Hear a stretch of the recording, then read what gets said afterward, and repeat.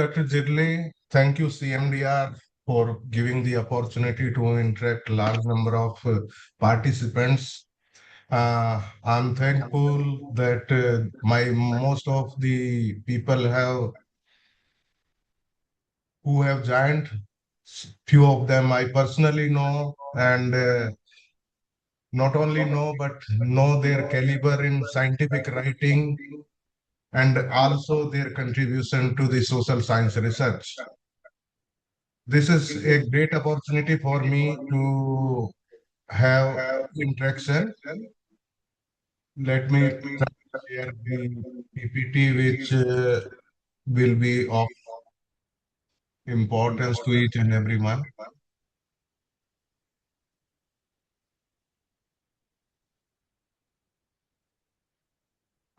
Is it visible? Uh, yes, sir. Thank you. The topic assigned to me by Dr. Jirle is Quality Matters, Practical Insights for Advancing Social Science Publications. Let us start with a question. What are the secret of good writing? Can anyone facilitate me to find out the reply of this question? Anyway,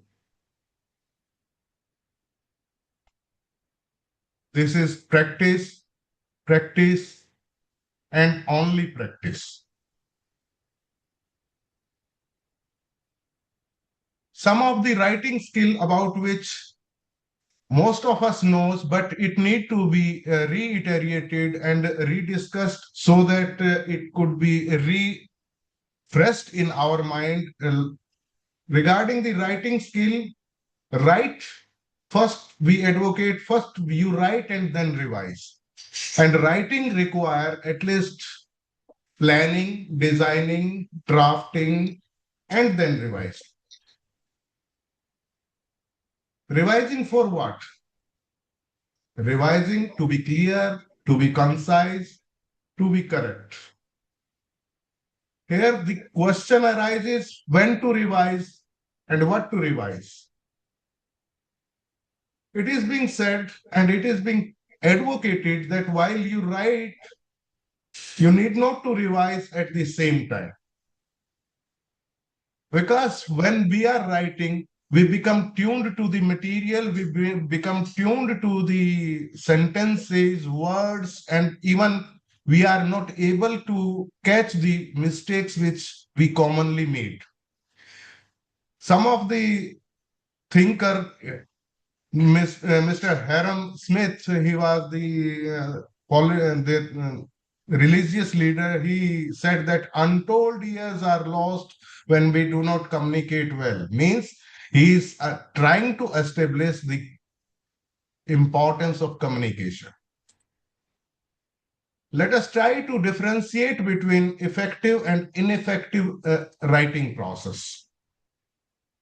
You see, on the left hand side and right hand side, the 3 points each have been mentioned, that the effective writing processes which we involve in, they reduce our stress, they save our time, and they increase the effectiveness of total writing process. Whereas on the other side, procrastination, pointlessness, and frustration is being led when the ineffective writing process is being followed. How to proceed? How to proceed for effective writing? On the left-hand side, we can, those who are well directly associated with social sciences and must have read the Edgar Dale's Cone of Experience, they must be able to understand. But I would like to emphasize that we think at a speed of 1200 words per minute. We talk mostly 300 plus minus words per minute. Whereas typing speed, we know 120, handwriting, we are able to write only 30 words in a minute. While revising, hardly 10 words can be revised per minute. So, what is required?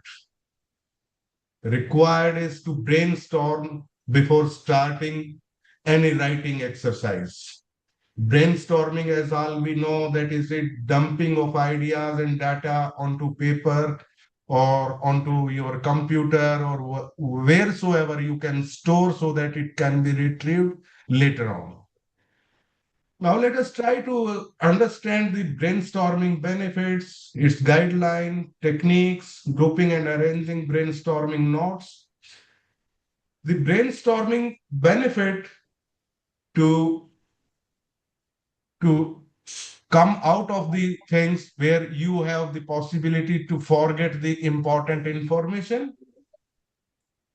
You are writing a document that has a specific sections which you may not be able to organize or which you may not be able to collect later on.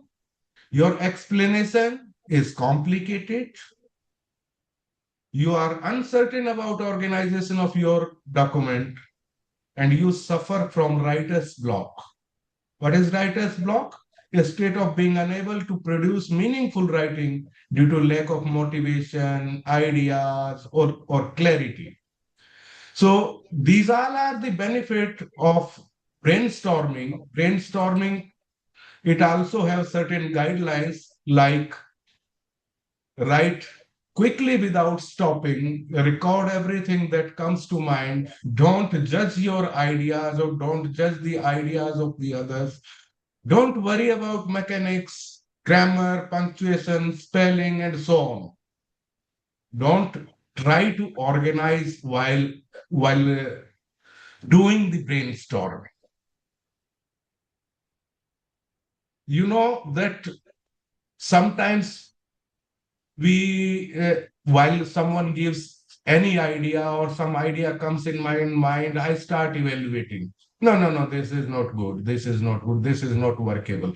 But in brainstorming, it is not judging of ideas. It is recording of ideas. Later on, the stage will come when you can judge the ideas, when you can discard some of the ideas, where you can make mechanics of punctuation, spelling, and so many things you can organize later on. But initially, we need to be very quickly in writing the ideas. Then comes the brainstorming technique. How to brainstorm? Brainstorming technique involve keywords, paper slip, mind mapping, free writing, or white pages. For that, you can use different different type of techniques like in on a paper, not writing the whole sentences, just write in columns. Some ideas you can write down in columns, some ideas you can write down in rows, and remember not to write the complete sentences. Dash dots may also be workable. Similar techniques on paper slip, separate idea on one paper slip, separate idea for another, separate paper slip for another idea. Similarly, mind mapping can be done and free writing on white paper also. Same aspects can be repeated and techniques can be used. Later on, when you have generated sufficient number of idea, this in a disorganized way, now the turn comes the grouping and arranging those notes.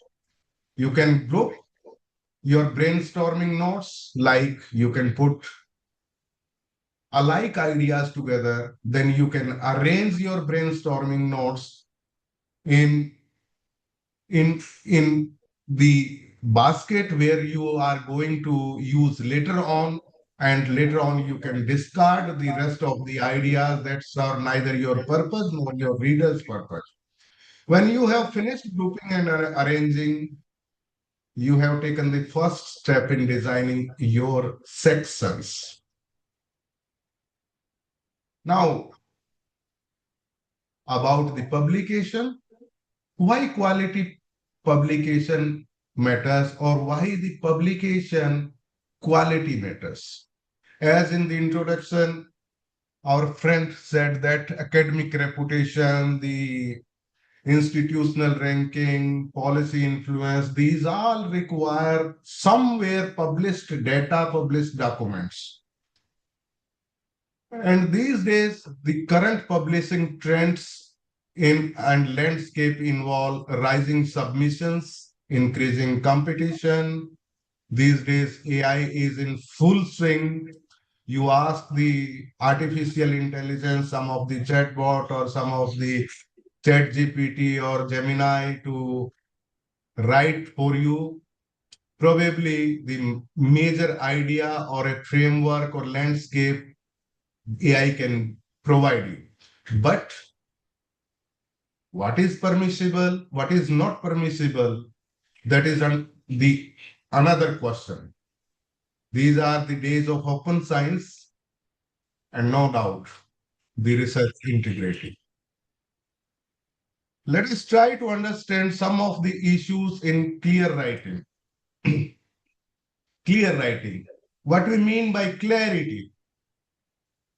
Clarity means emphasize what is of key importance, de emphasize what is of secondary importance, and elimination of what is of no importance.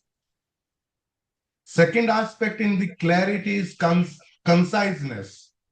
Conciseness means as long as necessary and as short as possible. These two sentences define our limits. As long as necessary means to make clarity, to make understandable, to make the information in a presentable manner. You have to decide, one have to decide that how long or how many words can I use, or so that my purpose is fulfilled. Whereas the second sentence, second stanza means as short as possible. Same thing can be written in 10 sentences.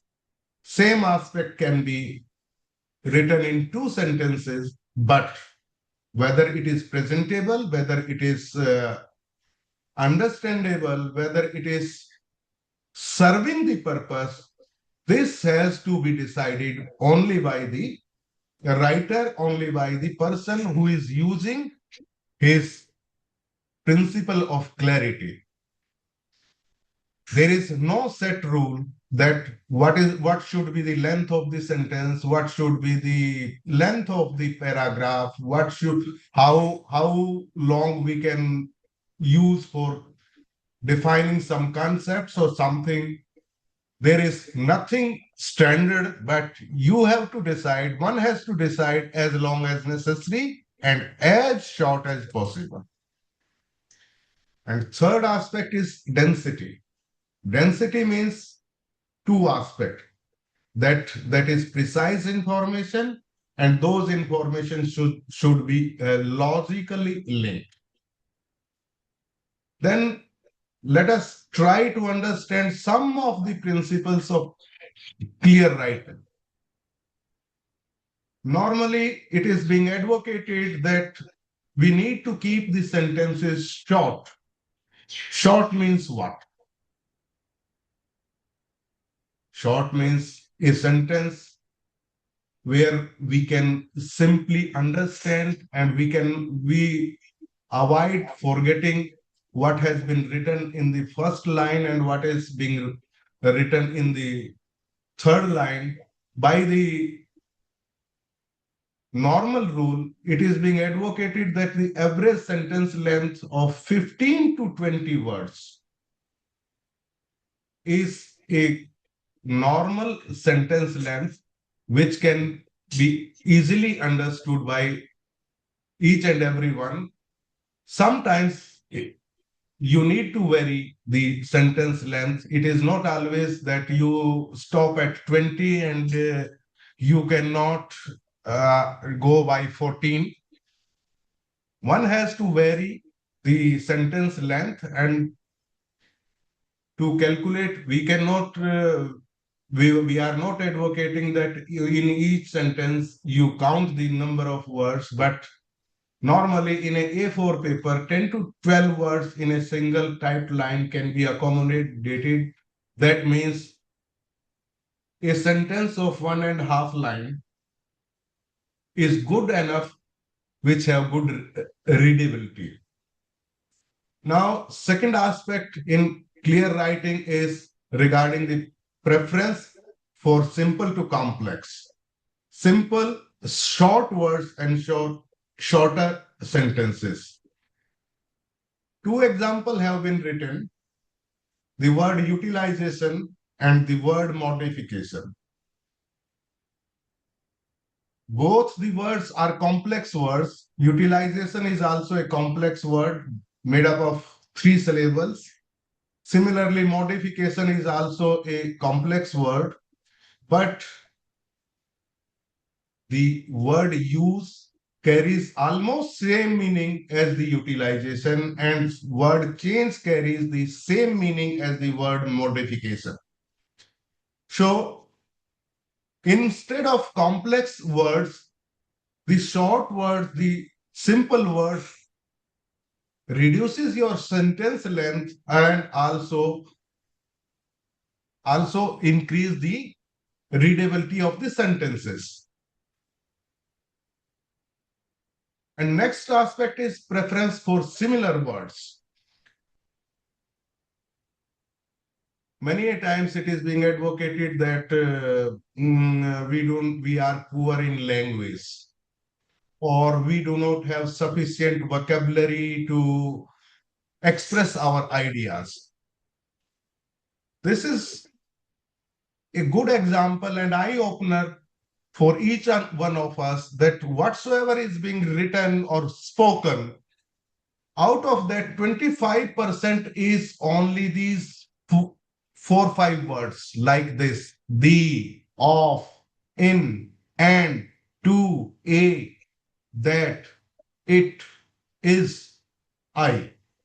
Means these 7 8 words make 25% of, if we talk about the English language, then it makes 25% of our total communication.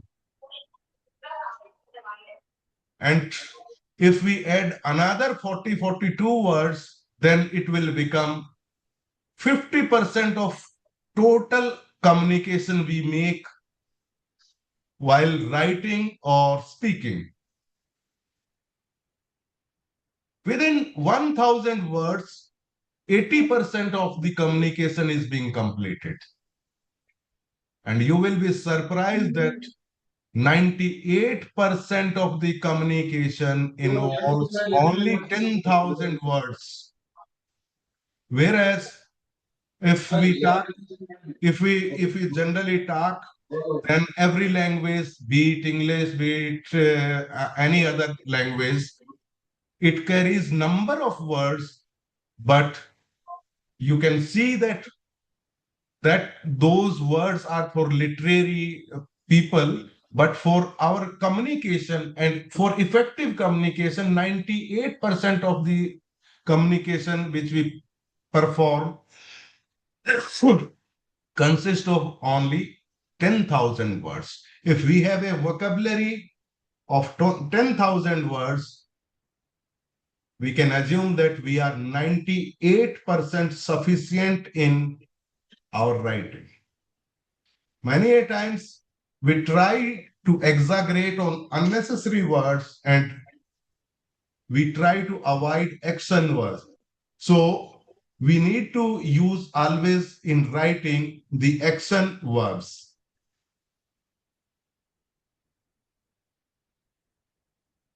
Where have we gone?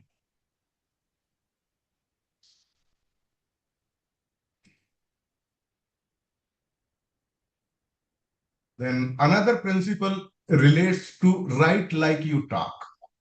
Write like you talk. Everyone must be agreeing with this sentence with me that while we write, we try to choose the words which we normally do not use while we are talking to each other or while we are talking on some platform or some academic platform. We try to write in very impressive words, but when we try to write in impressive words, then probably the purpose is lost. Then another principle says use terms that reader can visualize.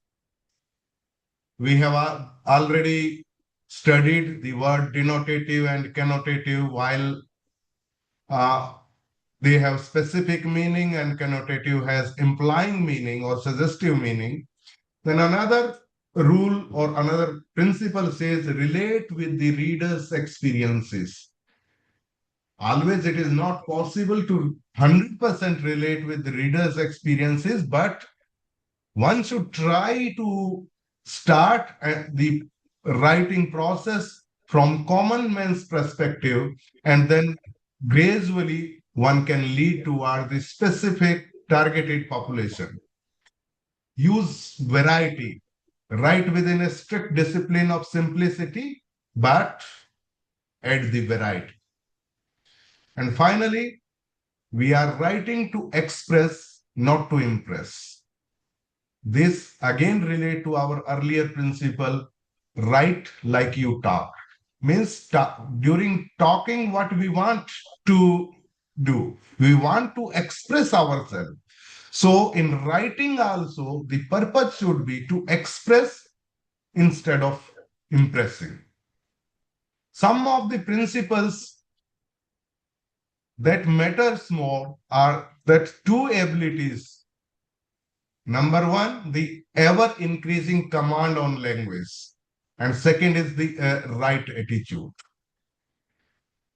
Ever increasing command on the language means wider, truer, readier vocabulary, sense of phrasing, effective versus ineffective expression, differentiating between these two aspects.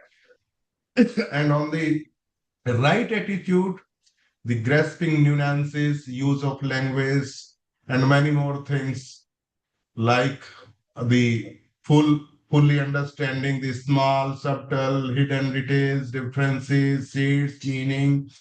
Means you need to understand the meaning behind the words, all shades of the words, the subject, the text, the conversation, which matters, seeing the basic visual picture.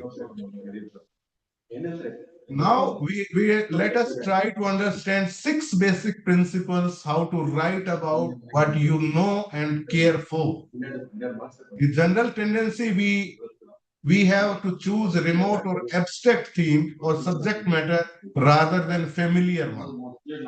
If we do like that, then our writing will become shallow and futile. The second aspect is approach the people through their interest rather than your interest. First of all, we need to know our readers, then try to understand their interest, then relate your subject to their interest. It is not always that what I want to write, I will write that. But if I will write what I want to write, who will be the reader, who will be the beneficiary, who will be the subject for my writing? We need to understand the interest of the reader, and then accordingly, we need to relate the interest of the subject with our expertise. Then again, clarity in writing says clarity indicate the main theme and subject, beginning and ending, the expressive versus strong and bold. Then familiarity start from what is familiar and easily graspable, that I have already narrated under some other point. Proceed from familiarity to unfamiliar and difficult, specifically when you are presenting a specialized subject to a non-specialist. Respect your readers. In the respecting the readers, one need to be empathetic enough to have the genuine respect and write meaningfully. Sometimes we do not have the empathy to our readers.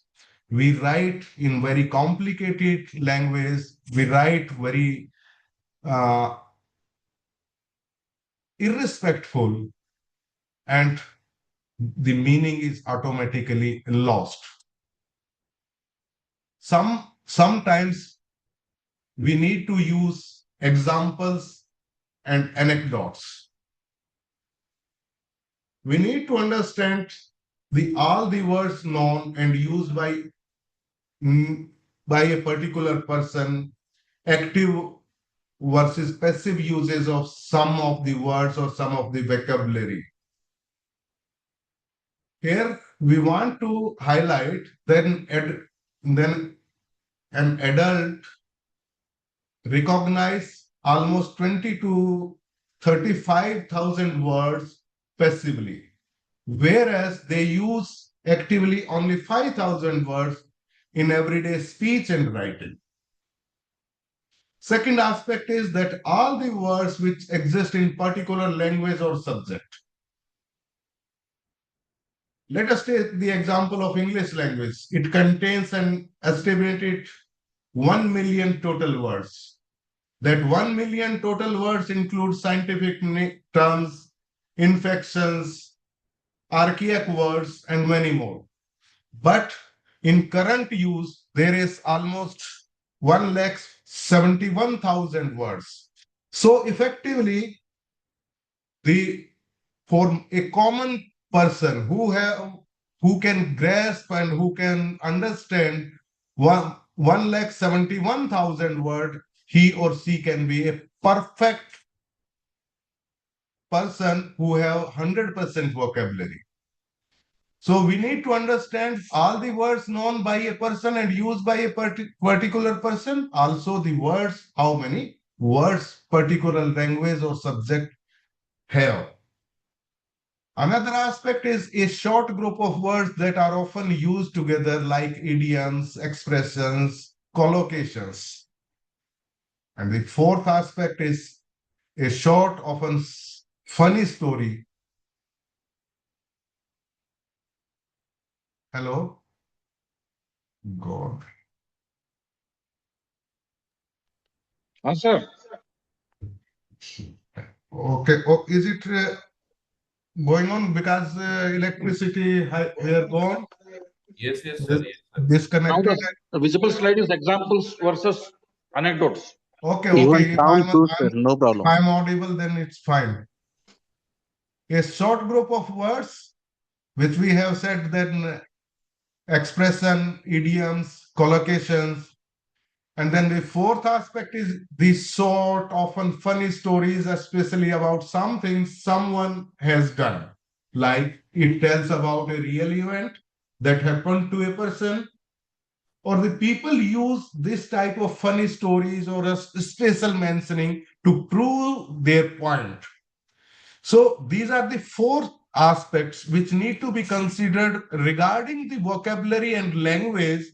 Number one is the words used and known by a person. Number two, the total number of words existing in particular language. Third is the idiom, the expression, collocations, and fourth is the funny stories or some real life happening or some stories to supplement the point or prove the point. Now let us come to the research papers. In research papers, the primary consideration is regarding the accuracy, clarity, general standard format, writing simply and directly. What makes a high quality paper? The title of our today's discussion. The characteristics of high quality research involve originality, relevance, methodological rigor, ethical conduct, and practical significance. As Dr. Jerli initially has said, there are papers which are desk rejected, That is another part. This rejection have some added reasons, but common reasons why papers are rejected. Common reasons include weak research question, poor methodology, inadequate literature review. Inadequate literature review is indirectly saying that the research gap has not been properly established. Another aspect is weak discussion and poor language. These are basically the five major reasons why while the research paper are being rejected. While studying the anatomy of a good paper, this contains the title, abstract, introduction, literature review, methods or material and methods, results, discussion, and finally conclusion. Let us try to know about the introduction, how introduction should be. It is the opening statement. It introduces the background and nature of the problem. It should be written in simple language, no technical jargons. Do not plunge unprepared reader into the middle of your problem or theory. It need to illustrate theoretical point and conceptual terms in the introduction. We can use funnel approach. We need to put knowledge gap and research objective in this part. Introduction need to include knowledge gap and research objectives. Then comes the literature review. Literature review is the part which summarizes the current state of knowledge, previous research is done, and pertinent theories. Two examples have been given, and both the example are equally important and equally acceptable. Whereas in literature review writing style, some statement of some researcher and the reference in the parenthesis, and another way is that some researcher reported that such and such findings were achieved. None of the way is correct and none of the way is incorrect. Both are correct. While writing the review of literature, we are criticizing the previous work, criticizing to implement or to establish our research gap. Means the current state of knowledge through previous researches, we try to establish that the previous researches are incomplete in X aspect, which I am going to research. Means we are trying to establish the research gap. While in ending the introduction, end the introduction with a brief overview of your own study, objective of the study for smooth transition towards the another section. Then comes the second major aspect, the methodology, or to which we can name material and method according to the journal style and journal template. In the methodology or material and methods, the relevant details of experimental design and techniques used are being narrated. For well-known methods, only the citation of standard work is sufficient. Whereas for the models, methods, or the protocols which are created in present study, for that the detailed presentation need to be included in the methodology. And the statistical methods used or the mathematical models or some models taken from here and there which are relevant to your study, they all make the part of the methodology. They need to be clearly indicated in this part. Then another part, which is most important and the crux of our research paper, is the result which set the stage or which create the conditions for testing your hypothesis, whether it is fulfilled or partially fulfilled, or left another question to set another hypothesis.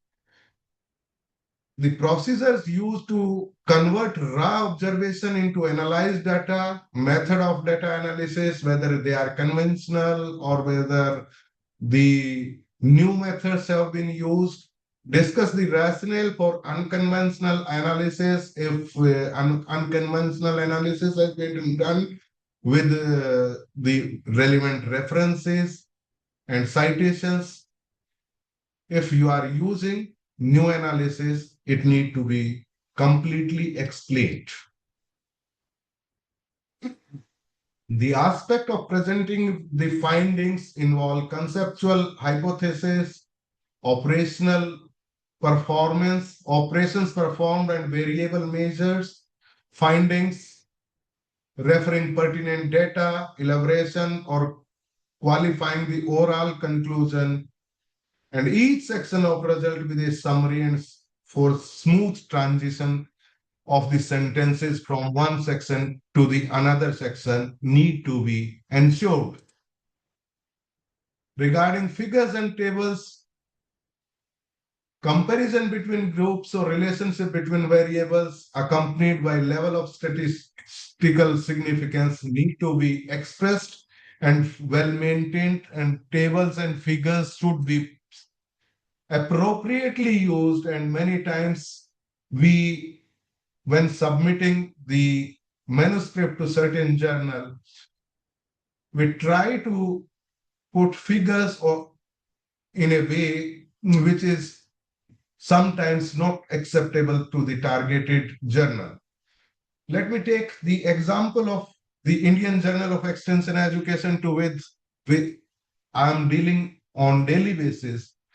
In the guideline, it has been clearly mentioned that the figures should be in editable, rich text, whereas most of the figures supplied to with the manuscript are the images of the figures, which are neither editable nor formatable,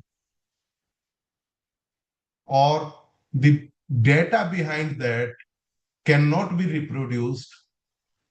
Only you can only resize them.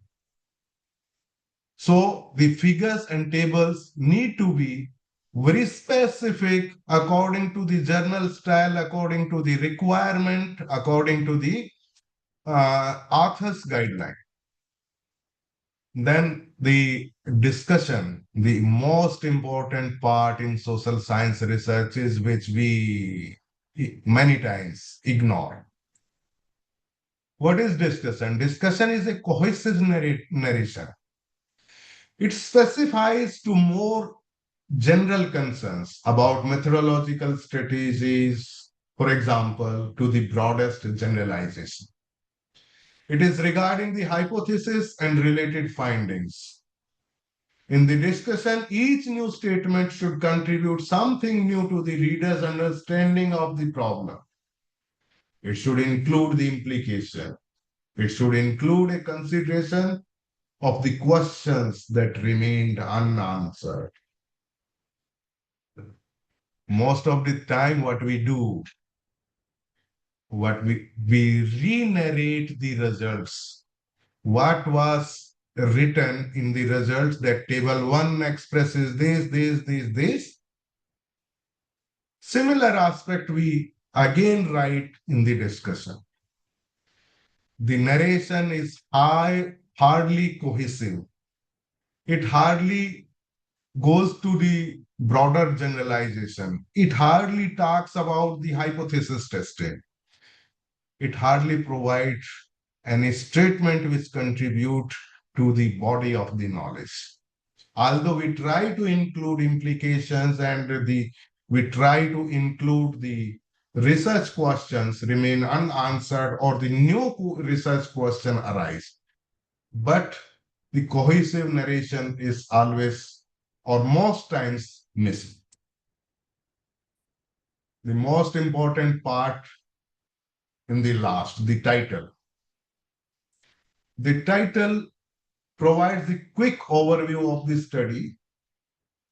It should accurately reflect the content of the article. Length for a title as internationally advocated is it should be 10 to 12 words. Although we can see the titles of the research paper in 2 lines also. And sometimes I have observed in 3 lines also. But internationally advocated standard is 10 to 12 words. Identify the theoretical issues or variable under investigation. Your title should try to identify the theoretical issues.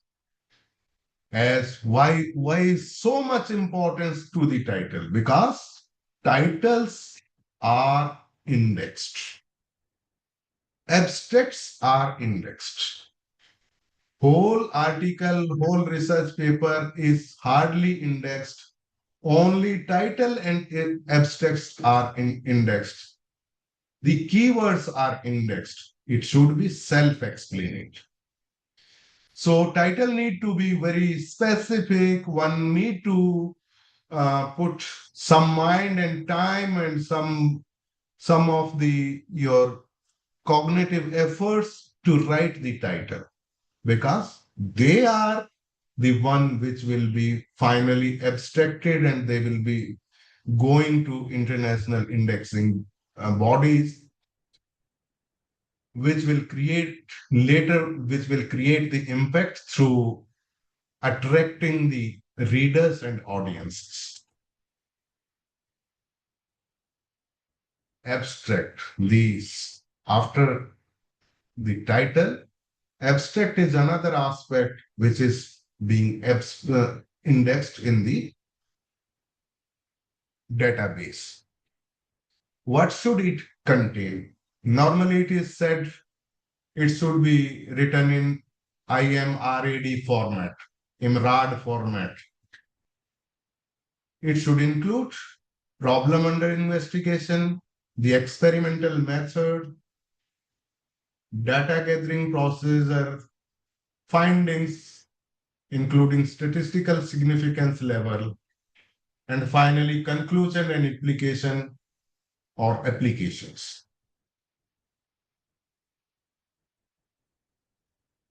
In most of the social science research, let me be very frank and accepting that while we write the abstract, we copy paste from each aspect. From the introduction, we take 1 or 2 sentences. From methodology. Normally, in extension research, we say that number of people were targeted, and we hardly talk about our experimental methods. We generally include only sampling. We do not tell how the data was gathered. Just say that a questionnaire was developed or the interview schedule was used. Sometimes people avoid that sentence also. And in the findings, where it is advocated that the significant finding, including statistical significance level, should be the part of abstract, whereas our authors, what they do, they write that the findings indicate that most of the respondents were middle-aged. They were educated up to that much class. Is that the significant finding? Question arises, what is significant finding? That has to be highlighted. And finally, the conclusion. We do not normally we do not conclude. We just copy paste. We summarize. The conclusion is something beyond the summary. It is beyond the summary, whereas the implications, the applications, and field applicability of the research results and discussion need to be included. Then comes a major issue. The major issue about these days, much talked and much more about this is being internationally taken care of regarding the research integrity, the plagiarism, use of AI in academic writing, authorship ethics, and data transparency. While we social scientists or social science writer, we hardly take these 4 aspects, 5 aspects in sharp focus.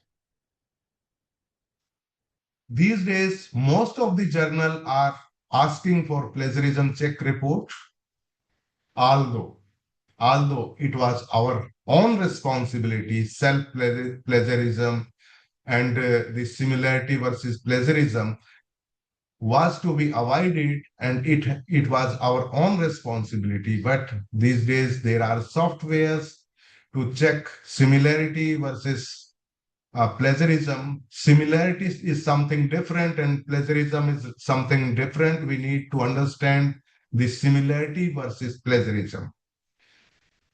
Another aspect these days, after the advance in artificial intelligence, we need to understand what is the acceptable use of artificial intelligence.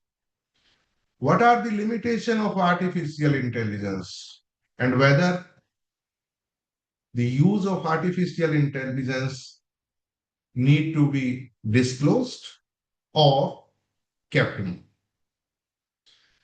There are specific rules, international rules as on date, that in which part of the academic writing the AI is permitted and up to what level it is permitted, whether you have to disclose. These all have the definite process and definite standard internationally available. About the authorship ethics, most of us will agree that in authorship, providing authorship to the researcher, we are very liberal. We are writing constraint analysis, and in constraint analysis, we are writing 10 authors, 12 authors, 8 authors. You have one table data, 500 words for result, exaggerated discussion, and a long list of references. But you have 10 authors for it. Whether it is ethical at the editorial level or at the journal level, the authorship cannot be questioned. But the authorship ethics is a question of authors, not of the journals. Another aspect is data transparency. Do we follow this data transparency? Do we provide data availability statement? And if we are somehow writing data availability statement, are we able to stick to it, or are we able to provide the data on demand? And another aspect is whether the demand we are able to evaluate the demand. If I am asking the data from some author, then whether I am eligible to ask and whether you have to share the data on demand, the genuinity of the demand has to be assessed by the authors only, and there is standard international procedure, standard international guidelines for data sharing. What can be shared, what cannot be shared, what can be the personal property, and what should be the in public domain. There is standard guideline which can be accessed from various sources. Then comes about the choosing the right journal. How we choose the journal, that should be very systematic.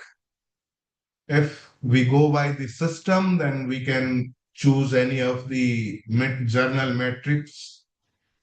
One can be impact factor, which is being provided by Clarivate Analytics or Web of Science, the site score, the source normalized impact, the scientific journal ratings, the H index. They can be the good matrices to choose any journal. Another aspect which these days is of question whether to go for open access versus subscription journals. Although avoiding predatory journal is always being advocated, but one has to decide on the basis of available resources whether we have to go for open access or subscription journal. Then another important part which most of our authors leave for the editors or reviewers is writing bibliography. You see, in APA, American Psychological Association, there are guidelines for each type of references, even for journal article, online magazine article, print magazine, online newspaper, print newspaper article, blog post, authored book, edited book, online dictionary, report by group of authors, report by individual authors, press releases, conference sessions, dissertations, data set, preprint articles, YouTube video, film or video, TV series episode, webinar, podcast, songs, tracks, infographics, radio broadcast, open educational resource, web page, PowerPoint from even PowerPoint from classroom can be a reference material, and tweets. If we have everything ready-made available, why we are not using the appropriate citation style and appropriate bibliographic style? But can that not be referred back? With my experiences from last 6 years with this journal, I have seen hardly any submission which is not deviating from the referencing styles. If we have a set rules, if we have a set formatting available on the journal website, or if it is not available on certain journal website, then also it is internationally accepted style. If we are following which style we are following, APA style or some other style, that minimum journal prescribes. So that style can be easily used. Most of the researchers do not follow it, and sometimes at the desk I am also rejecting some of the manuscript, just rewrite the references. Now, the major question, the reasons for desk rejection. First and foremost, people on the internet search that I require a Scopus index journal. And there are number of journals being given by the AI or the available internet sources. And without reading the scope of the journal, people start sending the article or sending the manuscript. Second major important part is insufficient novelty or contribution. Third is weak methodology or study design, poor writing and presentation. And most and foremost is failure to follow author guideline. If we go towards the editor's golden rule, the editors normally ask 3-4 questions, whether it is new, whether it is scientifically sound, does it matter for the journal, whether it is communicated clearly. And this communicated clearly involves so many things. So many things, scope, guideline, formatting, these all are whether it is communicated clearly, it is included in this part. The another major important part, the editor's pyramid.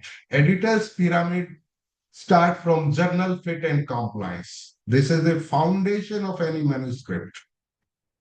If the manuscript is journal fit and compliant,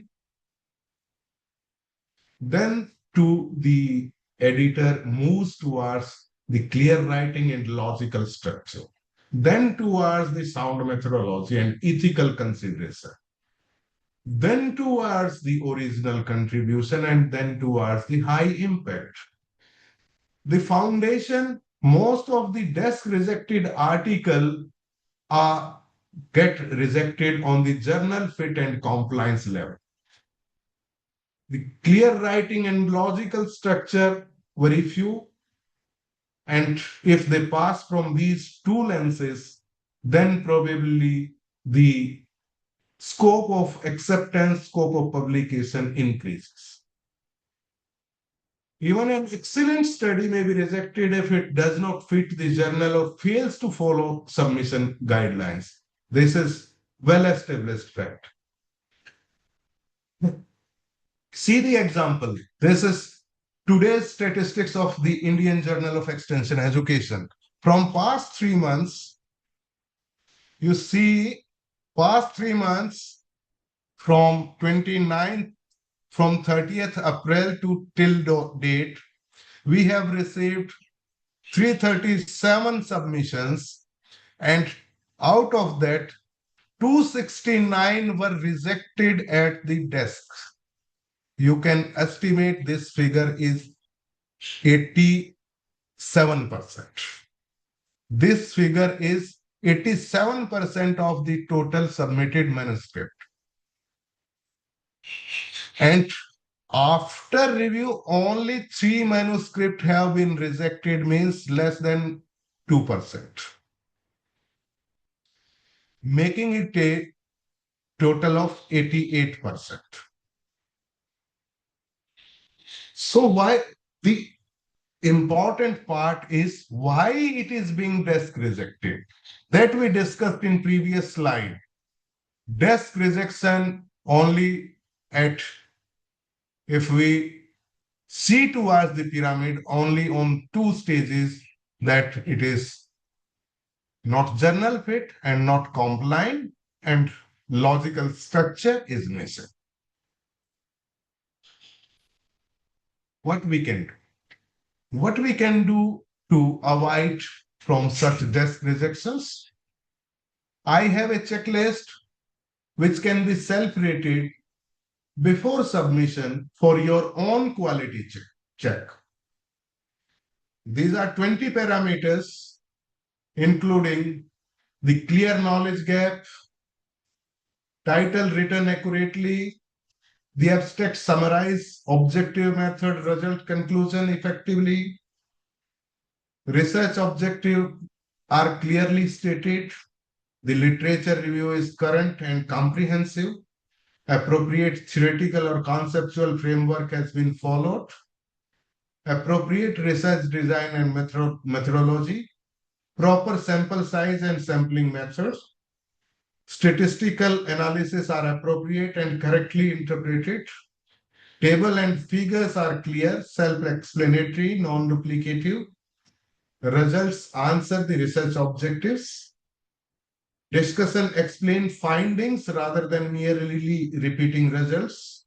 Findings are compared with previous studies. Practical, theoretical, or policy implications are highlighted. Limitations of the study are acknowledged. Conclusions are evidence-based. All references are accurate and follow the journal style. Plagiarism has been checked. Ethical approvals, consent wherever applicable, and the manuscript fully complies with the target journal's author guideline. One can check its applicability whether I have followed completely, partially, or not followed. To completely followed, you can give 2, and to partially to 1, and if not followed, 0. And you can score yourself. If you are scoring somewhere between 36 to 40, then your submission is ready for the journal. You finally proofread and submit to the journal. If it reads somewhere between 31 to 35, so it need minor revision before submission. And in between 21 to 30, it requires substantial improvement, need to enhance publication potential, and if it is 20 or below 20, revisit the study and design, writing and journal fit before submitting.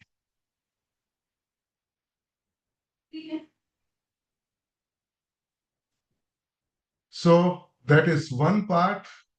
Another part is to increase the visibility of your research. The good platforms, ORCID, Google Scholar, ResearchGate, institutional repositories may be used as future of social science publishing is open science, fair data, AI-assisted research, interdisciplinary collaboration, and responsible metrics. From today's more than 1 hour's discussion, I can say that few take-home away messages can be: quality begins with good research, write with clarity and evidence, follow ethical publishing practices, select journals strategically, treat reviewers' feedback as an opportunity to improve, and finally, research should create knowledge, influence policy, and benefit the society. I thank each and everyone to listen very carefully, and I close my speech with the request and with the another sentence that practice, practice, practice, and revise, revise, revise from where we started.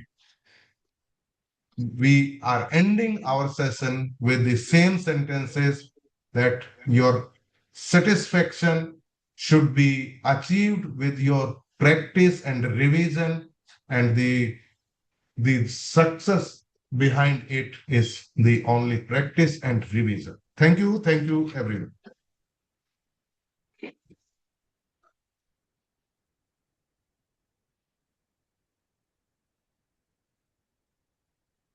Thank you sir, बहुत बहुत धन्यवाद।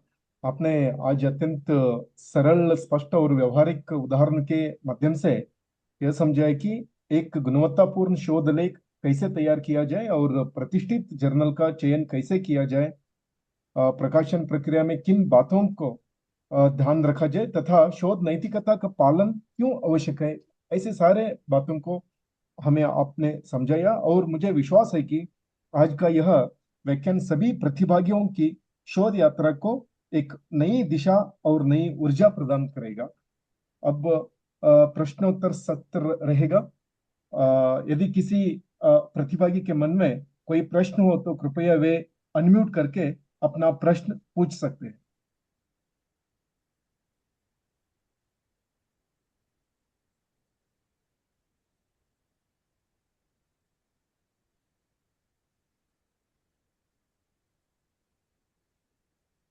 Good Hello, evening, sir. sir.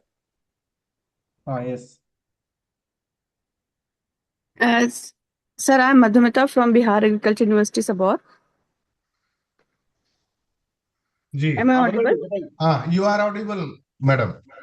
Yes, sir, just now, recently, you were talking about some index that above 30, it is somewhat acceptable. We need to just go through, and if it is below 30, then thoroughly some revision is required. What was that index that you're talking about? Some That index or is something? self-assessment tool. Okay, so where is it available or how to access it? Some I means have just narrated the same slide can be shared, and probably CMDR is making it available through YouTube. okay, self-assessment tool. Yeah, self-assessment tool for your Yes, sir. manuscript. Okay. Hmm. So means how can I access it? I did not understand much about that. Yeah, you can access, and if you WhatsApp me or email me, I will share. Okay, sir. Hmm. Yes, sir. I will. Thank you, sir.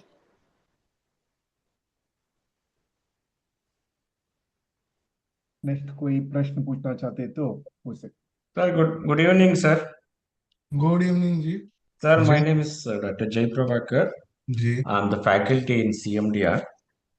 Sir, Ji. my question is very simple. In fact, Hmm. I would like to clarify and also clarify to other participants as well. Sir, why these keywords are important in the journal? That is my basic question. So, will it really matters in the published journal, published article?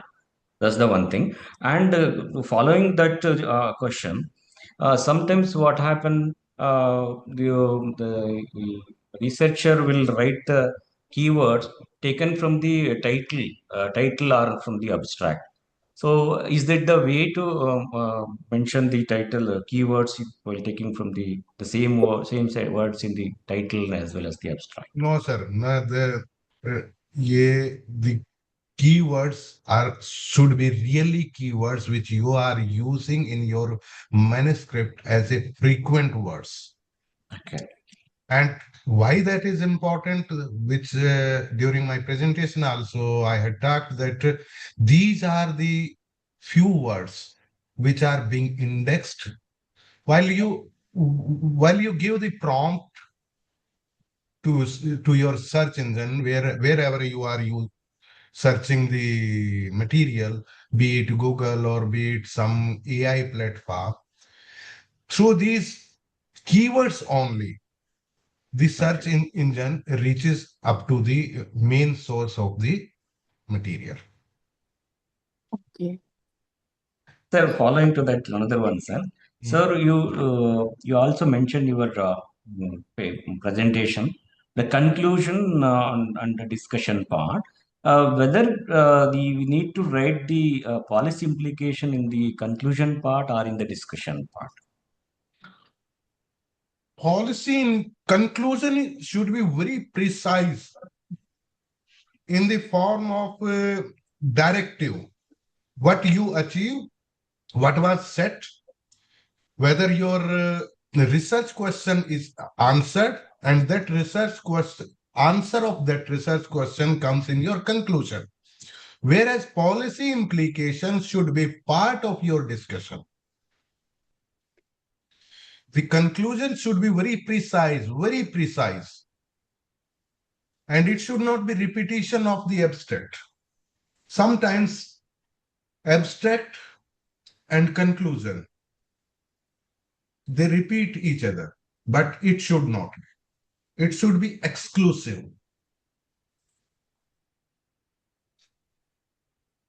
Yes, sir. Thank you, sir. Actually, I'm the editor of CMDR Journal of Social Research. It's a 1 year old. We are very junior to your journal. Congratulations. So we would like to convey this message to our audience along with that. So I would like to understand myself. Thank you, sir. Thank you so much. For the journal which I'm being assigned by the society, we have kept strict word limitation, Dr. Saab. Okay, sir. Okay. For conclusion, we have kept 150 words. Okay. Sir, Thank you, sir. Thank you so much. sir, Namaskar. Shubhadeep speaking from DHU. Good morning, good afternoon, Shoadip. Sir मेरा एक छोटा सा ये था कि when I'm doing some review or seeing some research paper, so sometimes I see that in introduction what is being written, and then consequently in the methodology and result discussion, the issues are not in line with the introduction. Introduction में कुछ लिखा रहता है, फिर उसके बाद result discussion में something different is there. So what should be the Coherence is missing. yes? So what should be the correct chronology to write a research paper? Introduction हम लोगों को पहले लिख लेना चाहिए. मुझे कहीं कहीं पे लगता है कि we should write the introduction at last after methodology and result discussion, so that accordingly we can write. What should be the correct procedure? Logically what is important, that how you proceeded towards your research. Logically, you have already a research gap. You have identified the research gap. You have devised the framework of your study. Then you have proceeded for data collection and analysis and many more things. That means introduction was already there. You have a well-established knowledge gap or research gap. But for research paper writing, if we have our methodology and we have our results, then we can refer back to the introduction, because we were having the research gap available, but the sequencing, how our results, how I have written my results and what results I have presented in present manuscript, on the basis of those results and those presentation, my introduction will be affected. Thank you, sir.